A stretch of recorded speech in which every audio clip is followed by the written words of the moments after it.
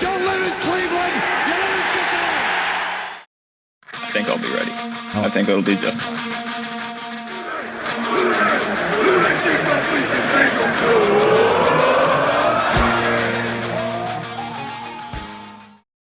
The free agency period was all defense. Let's fix this offense in a mock draft. Oh, what is up, Bengals fam? It's your boy Mike coming back at you again for another Who Daily. It's Friday, April 2nd. And on Fridays, we like to have fun, just like everybody else. So what we do on Fridays is a mock draft.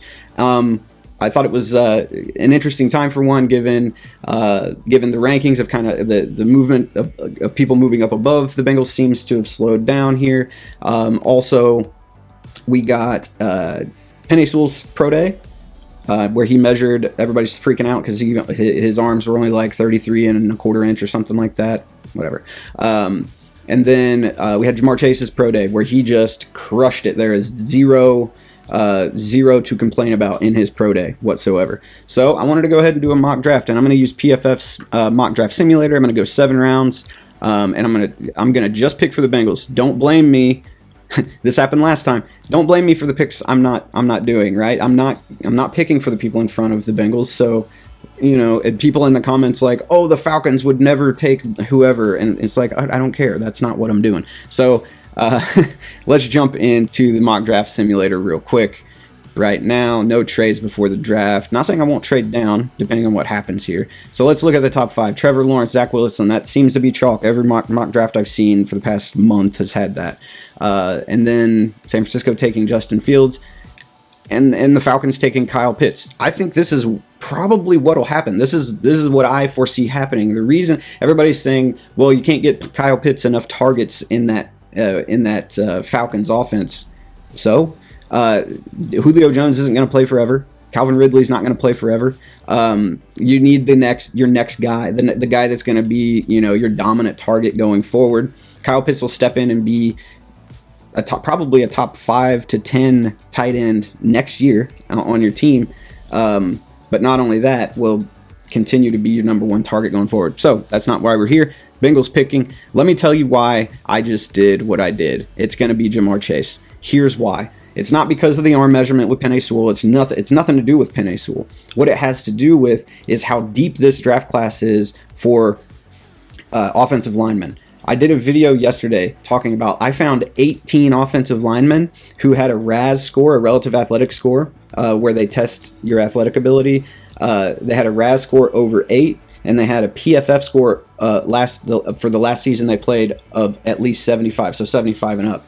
That's a lot of prospects, man, that went out there and got it done and tested elite physically. So and we're looking at it here. Look at all of the top. Look at these tackles, right? I have Tevin Jenkins graded as a first-round tackle, albeit like late first-round tackle. But if he slides right there, Tevin Jenkins is just. Let me show you his PF. Look at that PFF grade. You know, he played in the Big 12. Big 12 isn't really known for their pass rushers, right? Some really good stuff. I mean, that's only 7 games, but that's a 92 overall score. And then in 2019, see how he just keeps getting better? That's what you look for. Constant improvement, right? 6'6", 320. He's a redshirt senior, so he's a little older than you'd want. But, man, like, he doesn't have that elite breakout edge. I really also like Elijah Vera Tucker. Personally, I'm the one doing this. I also like Alex Leatherwood.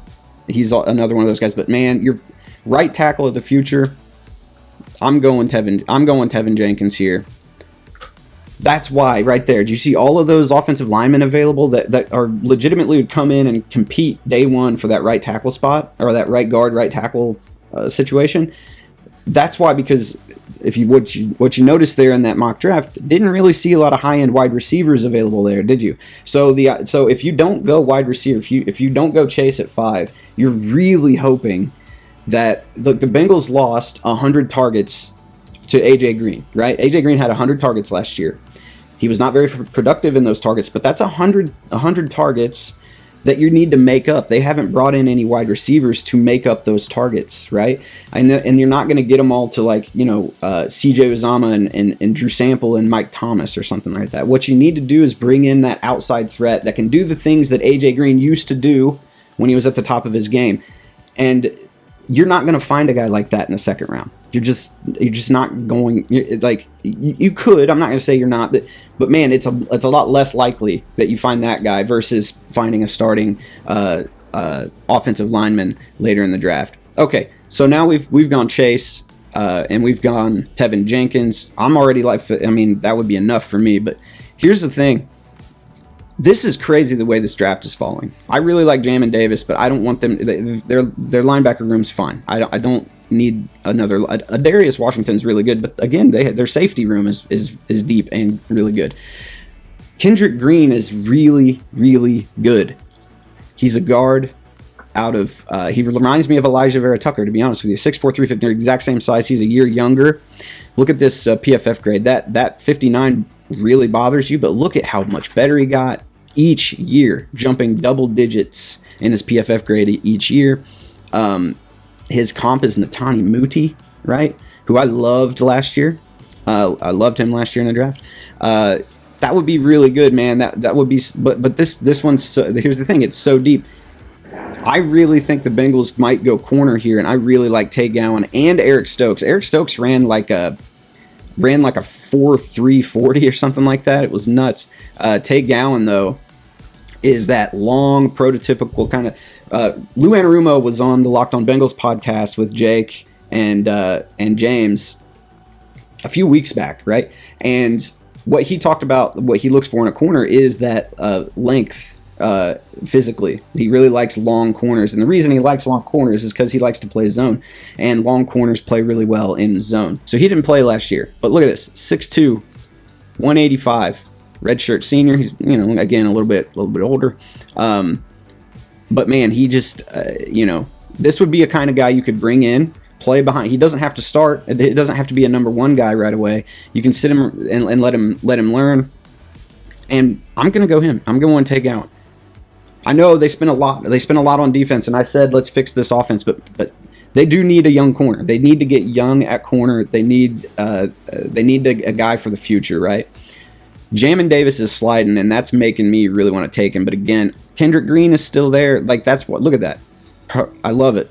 They also might go Milton Williams, but his average draft position 137. He might be there when we pick next round, right? So look, Kendrick Green, we passed on him, and he fell to us. That's two. There you go. Immediate deep threat outside wide receiver at 5. You got a guy got two guys in Kendrick Green and Tevin Jenkins that are going to come in and compete for starting spots on that offensive line. Those two dudes are really good, by the way. So let's look at the fourth round. Now things start to open up a little bit. And Jamin Davis it's like they're begging me to pick Jamin Davis. Milton Williams did not fall to us. Where did he end up going? Milton. Where you at, Milton? Yeah, he is. 130. He went to the Chiefs at 136. Almost slid enough for us to get him. I'm going to go ahead and go another wide receiver. Sami Fahoku. I did a video on him. I'll put that down in the comment or in the video description. 6'4", 227. You can't teach size, kids. Again, PFF score keeps going up. Completely unpolished DK Metcalf. You know what? At pick 149, I will take a completely unpolished DK Metcalf because you don't get dudes that are this big that can run like Sami Fahoku can. And so, here we go. Big time. This is a 6th round. Man, I don't know who else is going to fall to us, guys. What are we going to do? Everybody put in the comments who you think I should have picked here in round 6. If you guys have been following around and following my videos, you know some of these players and how good they are. No, he's too small. This is what I'm going to do, guys. 6'1", 297. I really like O'Brien Goodson. Actually, you know what? Scratch that. We're going Raymond Johnson. We need to get an edge player, guys. We just do. You lost your best edge rusher in Carl Lawson. You did replace him, but that is not a one-for-one replacement. Carl Lawson and Trey Hendrickson are very different players. We need an edge player here. We've gone offense pretty much the whole draft. I know the Bengals like Taron Jackson. And at 6'2", 260, he's roughly the size. This doesn't mean he's going to be Carl Lawson, but he's roughly that size. Darrell Taylor is his NFL comp. Let's go, because I know they're on him. Let's go Taron Jackson right here to get rotational edge rusher type guy. Did we miss on Trey McKitty? Because that's who I was thinking about taking. I don't think we did. This could be a good 6'5", 245. I actually got into a little bit of a Twitter conversation with a Georgia fan who said that Trey is really, really good. It's just the Georgia offense isn't set up for tight ends, really. This could be a late round pick that could work out for them. It could be a really interesting spot if he comes in and can run and play a little bit, right? So Trey McKitty right there, 7th round here. Really kind of take a flyer. I would go kicker here, to be honest with you, because they need a kicker, but PFF's mock draft simulator does not have kickers. Maybe they'll fix that at some point, but they do not currently feature kickers. All right, sitting here in the 7th round, we've got Taquan Graham out of Texas. This is his PFF grade. You can see he checks some boxes for us, right? 6'4", 294. He's a 3-tech kind of gap shooting defensive tackle. His PFF grades have gotten better and better every single year. We put up an 81.2 this past year, 2 sacks, 5 hits on the quarterback, 11 hurries, and 261 pass rush attempts. This rotational guy, can come in, learn from the veterans, and maybe give you an extra 3-tech pass rusher for nickel and dime packages. So Taquan Graham, come on down. That's going to do it for the mock draft, guys. Let's take a look at what we got and how they graded us, because PFF does a cool thing where they grade your picks. That's very cool. Jamar Chase got an A. I agree with that. I think Tevin Jenkins B+. Yeah, Tevin Jenkins at 38 B+ for sure. Same with Tay Gowan, Kendrick Green B+, Sami Fahoku. Look at this. So here's you got your day 1 starter Jamar Chase. You've got a 6'4" burner threat, deep threat type dude, and Sami Fahoku, who can come in and take some of those 5, maybe get in on some of those 5 wide sets and play the opposite side of Jamar Chase. And then you can have T Higgins and Tyler Boyd out of the slot situation.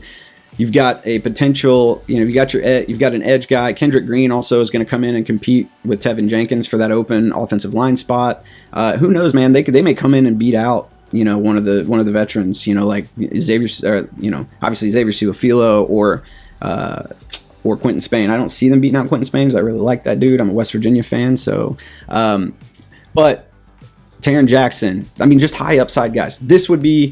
I would be very, very happy with this mock draft. You guys, let me know. They give me a B+. Let me know what you graded it. Is it a B+? Is it an A+? Is it an F? Whatever, man. Let me know what you guys think down in the comments. That's the mock draft for today.